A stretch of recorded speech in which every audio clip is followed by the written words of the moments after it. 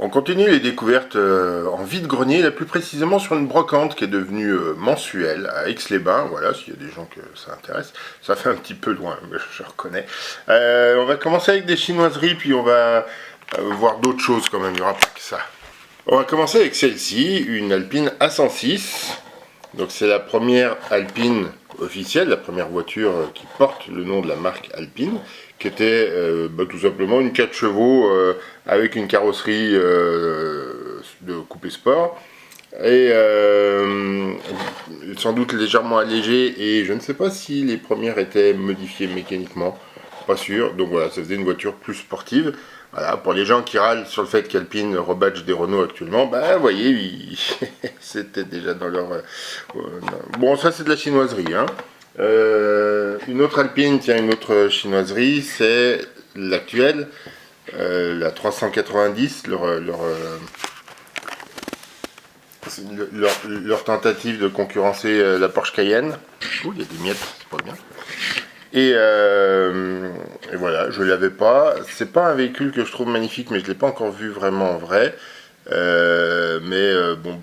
L'intérieur c'est du scénique, l'extérieur ils ont essayé de reprendre le dessin assez bien fait pour le coup, hein. Ils ont repris la silhouette de la 110, mais la face avant je trouve qu'elle manque un peu de personnalité. Alors à voir en vrai. Voilà. On continue dans les chinoiseries, bah tiens hop. Là, je vous ai déjà montré, je crois, une partie des Renault 5 que j'ai en miniature, en 3 pouces. La Renault 5 était basée sur le châssis de la Renault 4, et désormais la R4 E-Tech est un SUV sur base de R5 E-Tech. Donc on a ce modèle-là qui va rejoindre la collection des petites R5. Et puisqu'on parle de petites voitures et que j'y étais, bah, j'ai fait une descente aussi chez Norev avec la Citroën Ami. Voilà, c'est rigolo. Voilà, je sais pas si vous avez des... Bon, bah... hein, on en voit plein partout. Allez vous promener près d'un lycée, vous verrez, il y en a plein partout. On continue avec toujours des chinoiseries. Ouh, c'est gros. Une estafette de 62. Pourquoi 62? Qu'est-ce qu'il y a de particulier? C'est sorti en 59, l'estafette. Pourquoi 62? Ça, je pense que c'est une série sur les utilitaires. Probablement XO. Peut-être Norev. Voilà, je l'ai payé 20 €, je ne sais même pas si c'est vraiment cher ou pas. Allez, on continue, mais avec des choses beaucoup plus anciennes. Ça, c'est une Mercer Runabout. Runabout, je pense que un Runabout, c'est le nom d'un bateau. Donc là, c'était des voitures plutôt de course, hein, avec le réservoir à l'arrière. Et là, on est sur une Lesney Model of Yesterdays. Voilà, donc là, on est sur des choses... voilà, à la fois le modèle représenté est très vieux, à la fois le fabricant de miniatures, c'était Made in England à l'époque. Une autre que j'ai payé beaucoup plus cher, oui, il y a encore les prix. Donc celle-là, la Mercer, je l'ai payé 4 €, et ça c'est une Packard, je crois. Hein. Ah, alors j'avais pas fait gaffe, j'avais pas vu qu'elle avait pris un jeton là. Bon, tant pis. On va essayer d'avoir un peu de lumière pour arriver à lire. On n'arrive pas vraiment bien à lire. Tac, tac, tac. Qu'est-ce qu'ils nous disent? Packard Landaulet. Un Landaulet, voilà, c'est la forme de cabriolet à l'arrière. Et ce qui est intéressant et ce qui fait son prix, celle-là, c'est que bah, il y a la boîte avec. Donc c'est Lesney Models of Yesterday. Lesney, c'était le fabricant. Model of Yesterday, c'était une gamme du fabricant, et Matchbox, c'était une autre gamme. Donc là, on a quand même une Matchbox Model of Yesterday. Donc je ne sais pas si c'est un crossover ou si c'est le début de la disparition en fait de Lesney. Voilà, il nous explique un peu ce que c'est en anglais, en français, et après en allemand et en italien. Donc, Landaulet Packard, je dis en français, c'est le deuxième paragraphe. Cette voiture américaine Packard à 4 cylindres était une des plus belles automobiles de son époque, 1912. Le modèle s'y inclus fut acheté et remis en état par Henry Austin Clark Jr. et se trouve maintenant dans son Long Island Automotive Museum à Southampton, New York. Je suis pas sûr que le musée existe encore, parce que ça c'était il y a très longtemps. Et donc vous voyez, j'avais parlé une fois des Matchbox.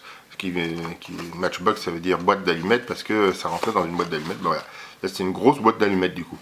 Mais du coup, on est sur déjà un rebranding. Et là, la boîte fait le prix. Voilà. Le fait qu'il y ait la boîte, parce que vous avez vu, il y a 2-3 trucs. La banquette avant bouge. Bon, bref, elle n'est pas en parfait état. On reste chez Matchbox, les vrais Matchbox. Là, pour le coup. La Ford RS 200, qui est un peu, d'ailleurs, dans cette couleur-là, est-ce que c'est pas celle qui a signé la fin du groupe B? Il y a plusieurs accidents qui ont marqué vraiment la dernière saison du groupe B, qui ont conduit à son annulation et à l'annulation du groupe S, parce que je ne sais pas si elle n'était pas plus conçue pour le groupe S d'ailleurs, plus proto du coup. Mais il y a Toivonen autour de Corse, et puis il y a une RS 200 qui sort de la route à grande vitesse et qui écrase énormément de gens, et ça a dû faire beaucoup. RS 200, Matchbox, Made in China, c'est rigolo ça. Enfin, c'est rigolo. Regardez, le Made in China, on voit que ça a été une modification de moule. Vous voyez, le Made in China, il est sur une surépaisseur, c'est-à-dire qu'ils ont gratté le moule pour enlever le Made in England, et ils ont rajouté le Made in China par-dessus. Ça, c'est rigolo. Donc, en fait, c'est un modèle qui a d'abord été produit en Angleterre avant d'être délocalisé. Tiens, un autre modèle qui avait déjà été présenté sur cette chaîne, qui a aussi connu une délocalisation par la suite, c'est la Renault 5 par Hot Wheels. Et donc Hot Wheels France à l'époque. Hein. Donc Renault Le Car, pardon, c'était pas la Renault 5 pour eux. Voilà, et j'ai déjà présenté, puisque j'ai une version en rouge, j'ai une version indienne, donc made in India, de ce même moule, mais du coup qui devient Maruti en Inde. Et bah, maintenant j'ai la version en noir, qui est, je pense, plus répandue que la rouge que j'ai, parce qu'on la voit plus souvent, mais je ne l'avais pas encore. 8 €, voilà, c'est un petit peu cher pour ce que c'est, mais c'est toujours sympa. Allez, puisqu'on est chez Hot Wheels, restons-y. Fast and Furious, la Ford Escort, voilà. Pas grand chose à en dire, parce que du coup, elle est en état de jeu, elle a, je sais pas, c'est une voiture Fast and Furious, donc qu'est-ce que vous voudriez que je dise? Voilà, je l'ai acheté parce que c'est Fast and Furious, c'est rigolo. Ils auraient pu faire, j'aurais peut-être acheté s'ils avaient fait la même en version Rallye de Mexico, je ne sais pas. On reste chez Hot Wheels, encore un petit peu. Comment ça s'appelle ça? Peut-être que je mette dans le bon sens.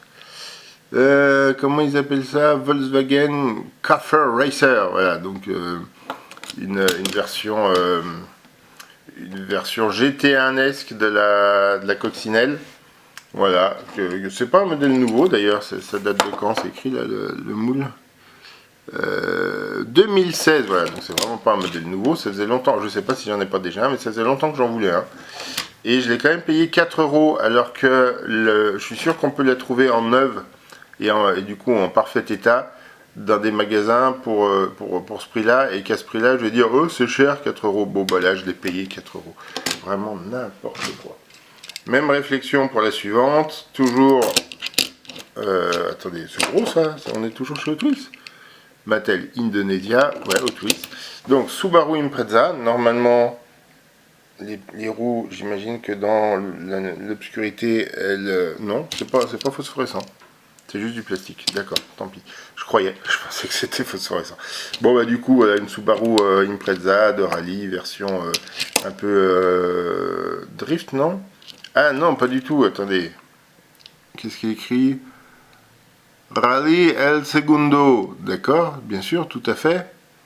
Donc, je sais pas, est-ce que c'est un... Je connais pas le Rallye El Segundo, s'il y a des gens qui connaissent, vous me dites.